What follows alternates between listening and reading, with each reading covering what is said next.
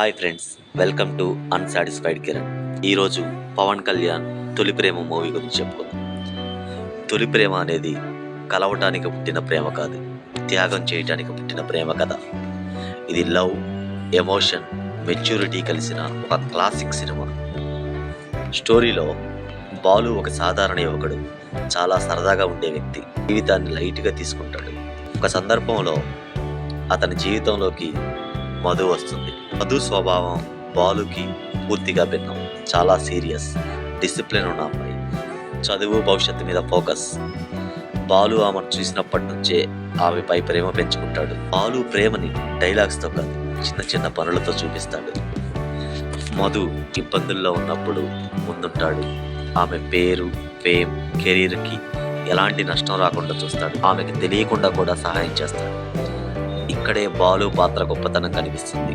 అతనికి ప్రేమంటే నా వల్ల ఆమె జీవితానికి ఉపయోగం ఉండాలి అన్న భావన. బాలు ప్రేమను చెప్పినప్పుడు మధు అంగీకరించదు. కారణం, ఆమెకు ప్రేమ పైన ద్వేషం లేదు, కానీ ప్రేమ వల్ల తన భవిష్యత్ దెబ్బతింటుందేమో అన్న భయం. ఇక్కడ బాలు చేసే నిర్ణయమే ఈ సినిమాకి లెజెండ్గా మార్చేసింది. అతను గొడవ పడడు, బలవంతం చేయడు, ఎమోషనల్ బ్లాక్మెయిల్ చేయడు. తానే నిశ్శబ్దంగా ఆమె జీవితం నుంచి తప్పుకుంటాడు. అతనికి తెలుసు, నిజంగా ప్రేమిస్తే విడిచిపెట్టడం కూడా ప్రేమే అని. కాలం గడుస్తుంది, సంవత్సరాలు గడుస్తాయి. మధు తన చదువులో, కెరీర్లో సెటిల్ అవుతుంది. బాలు కూడా జీవితంలో స్థిరపడతాడు. కానీ ఇద్దరి మనసుల్లో ఆ మొదటి ప్రేమ మాత్రం ఎక్కడో మిగిలే ఉంటుంది. విధి వాళ్ళని మళ్ళీ కలిపినప్పుడు ఇద్దరూ మారిపోయిన వ్యక్తులు.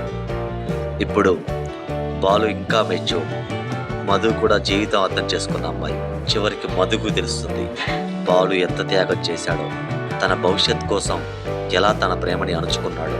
అప్పటికి మధు గ్రహిస్తుంది, ఇంత నిజమైన ప్రేమ తన జీవితంలో మళ్ళీ రాదు. క్లైమాక్స్లో అరుపులు లేవు, డ్రామా లేదు, కానీ గుండెల్ని పిండేసే భావోద్వేగం ఉంటుంది.